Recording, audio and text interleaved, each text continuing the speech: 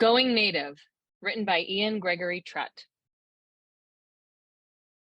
Text on screen made to look like those very factual blocks of text at the beginning of period pieces. The Taino are the indigenous people of Puerto Rico and other islands in the Caribbean. From 1492 to 1518, almost 90% of the population was wiped out. Exterior, Puerto Rico, day. Large sweeping shots of the island in all its glory. Beaches, mountains, forests, native music plays as we survey the landscape. The tiny coqui frog, the harvest of cassava, the villages made up of boyos and a central cane, round huts circled around one larger rectangular one. Text. Columbus was first celebrated in the United States in 1792, and Columbus Day was made a national holiday in 1934. Exterior beach day. We see a blue crab that has just molted scuttling along the beach, full of new life. It is pierced with a long sword. The music stops abruptly. Text. Fuck this guy. Pan up. We see the man holding the sword as he holds the crab up to his face. This is Christopher Columbus, age 41, Italian explorer, charmer, and America's first douchebag. Gross.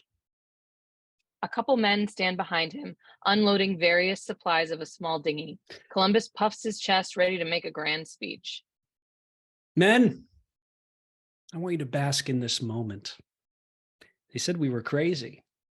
They said, Chris, you can't get to the East Indies by going west, but that is precisely what we have just achieved. Admittedly, it's taken a bit longer than I anticipated, but we've done it nevertheless, huh? And none of this would be possible without our ships. The Nina, sleek, curvy, just the right amount of wood covering her. Sir, you know Nina means little girl in Spanish. Don't make it weird, Craig. What the fuck is wrong with you? It's a ship. No, I'm just saying, don't you think christening ships with female names is just a form of normalizing the objectification of women? My name is Chris. I christen things. I'm an expert. Okay, like when I christen this land, the East Indies. You know what I'm saying is true. Like what? Now, like I was saying, we have our ships to thank for getting us there: the Nina, the Pinta, and the crown jewel, the magnificent Santa Maria. The first two ships land safely on shore. A swell and majestic music as the impressive Santa Maria comes to land and immediately crashes. A loud cracking sound and splintering of wood. The ship crumbles, its front end now significantly lower and run aground. Are you kidding me? We just got here. Your speech, sir. Why bother? Those idiots already took the wind out of my sails. Literally. Okay, no, they're not going to get to me. Let's just focus on the fact that we're here. We've discovered a new western passage to the East Indies, and we've got this beautiful new uninhabited island to claim as our own. Two Taino teens run along the shore and into the tree line. Come on. Cut to title. Exterior cane continuous.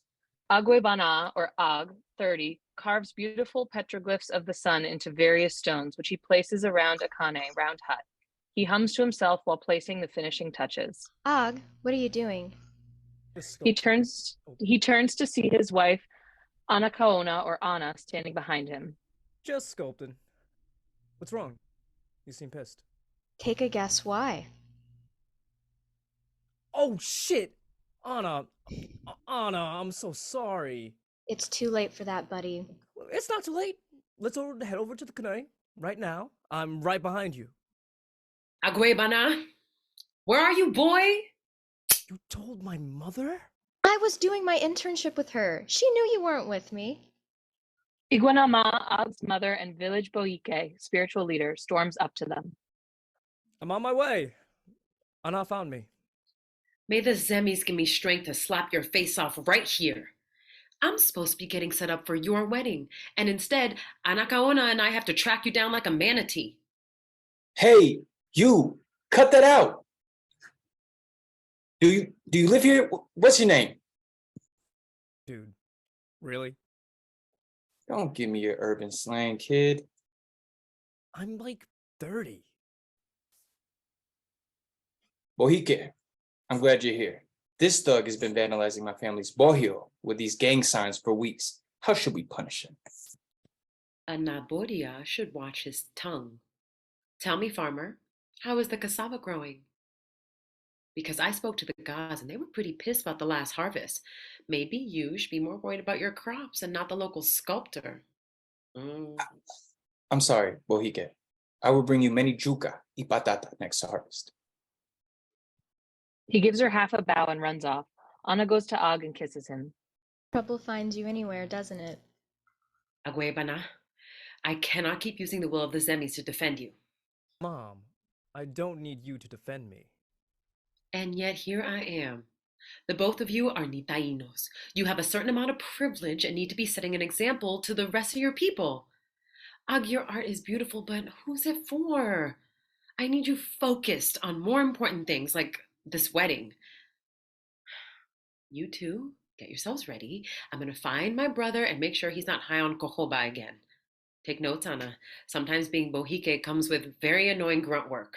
The cacique smokes this early? It's only noon. Then I'm probably too late. She storms off with purpose. Interior Caciques Cane, continuous. Boechio, late 30s, and his sister Yuisa, aged 20, sit on the ground, a pile of seashells between them. Boechio lays some shells out in a line. Okay, so say you have 4 fields of cassava, right? Those are shells. I know that. The shells are the fields. Loquillo, the cacique, chief of the village, and father to Boechio and Yuisa, enters the hut with a woman under one arm and a large fish under the other. Hey, Pops. Yusa, aren't you supposed to be in a single lady's hut? Or whatever you call it. Well, Boachio's teaching me math. What the fuck is math? I don't know. We just started. Boy, go teach your sister made up stuff outside. Trying to get weird in here. Are you high? Do I look high? Yes. Yes. When you're in charge of a village whose biggest problem in which pineapple looks the best, you will understand. And believe me, I got the best pineapple on the island, if you know what I mean. Ugh, gross. She and Boechio stand to leave. They brush past Iguanama as they exit. Good morning, Auntie. Good morning. You two don't go too far. I need you back here in 20 minutes. She looks at Loquillo, who sits next to the woman on the ground, still holding his fish. Motherfucker. Hey, sis! Long time no smoke. Get rid of her. Who's shit in your hut this morning? Your nephew's getting married in less than an hour. Who? Ag and Anna. Oh, fuck! Loquillo throws the fish, which hits the woman, who lets out a squeal. Okay. What do I do? Do you think anyone will come? You're the cacique. You tell them to come. Go be a real chief and bring your people together. He rushes out of the tent. Those poor kids have one messed up family. Exterior village continuous. Og and Anna walk hand in hand through the town. Occasionally, a villager greets Og. He adjusts a bag on his shoulder.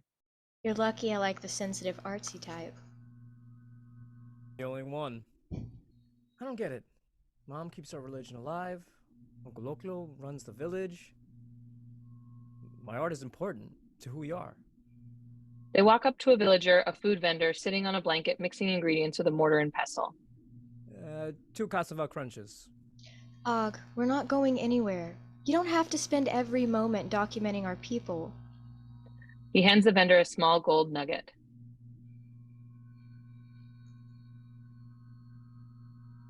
Man, how the other half live. He hands them back 2 small bowls. Thank you, sir.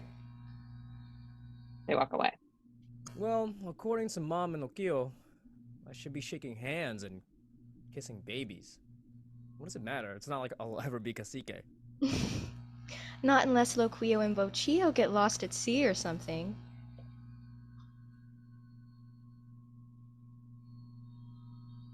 Og thinks to himself, then perches on a rock on the side of the path. Let's run away. He uses his hand and snacks from the bowl. Where? To the other side of the island? That's like a 2-day hike. I'm serious. We could forget being Nitainos and just be regular folk. I'd be a sculptor, and you could stay home, and You could take another wife if it came to that. I don't want another.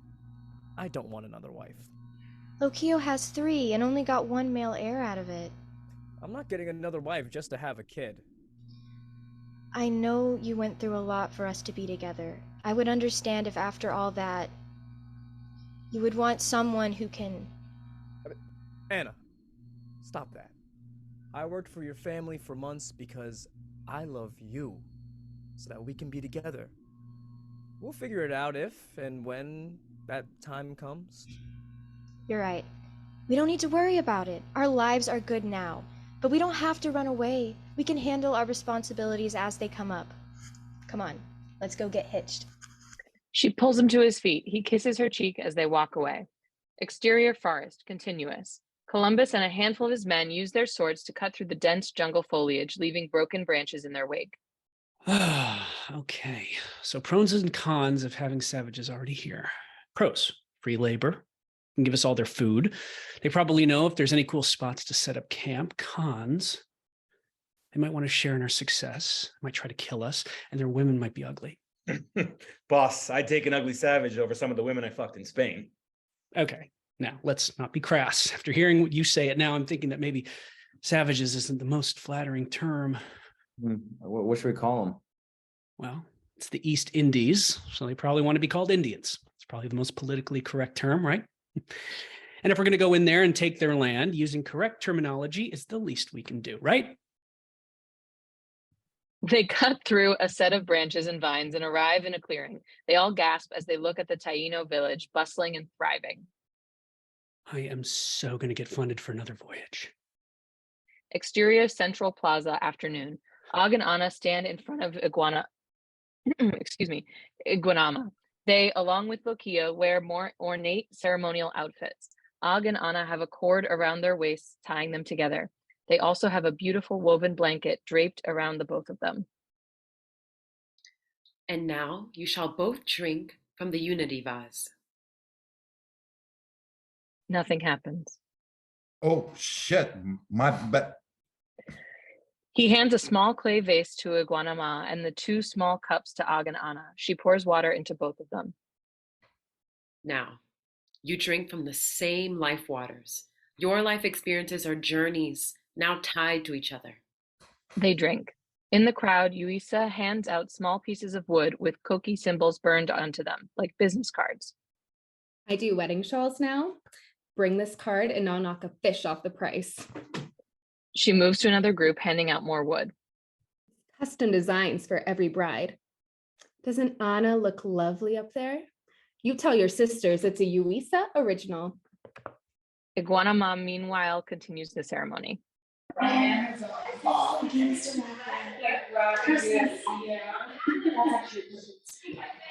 Ren by Yaya, the great spirit, in sight of Atabe and Yokahu and all our ancestors, I now pronounce you man and wife. A guardian spirit is born today and guides you forward. Seneku Kakona. The crowd cheers and yells. Og and Anna kiss. Atue, Og's fraternal twin, rushes in. He looks athletic, more fierce than the others. Everyone, wait! Atue, you missed your twin's whole wedding. Where the hell have you been? Bro, I'm sorry.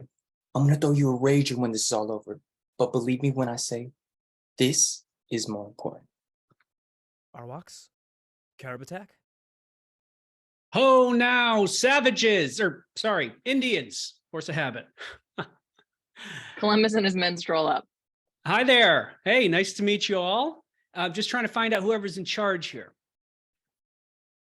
Anyone at all?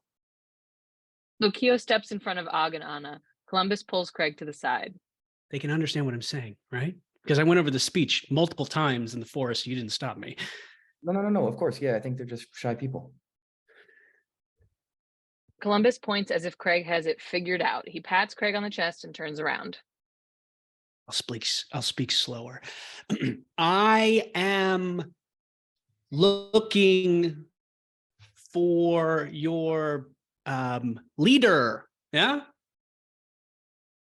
Who are you? Great question. And I can see you're having a little shindig here, so I don't want to interrupt. Just tell me, where can an explorer get some food around here?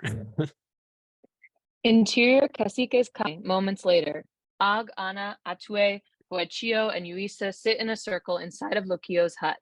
Ag glares at another circle in the hut where Loquio and Iguanama on carved wooden stool entertains Columbus, Craig, and a few other Spaniards.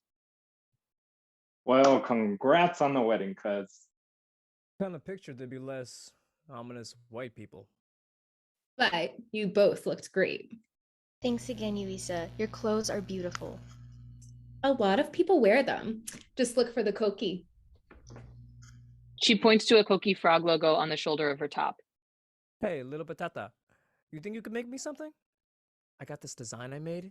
Hang on, let me grab my tablet. Art nerds, am I right?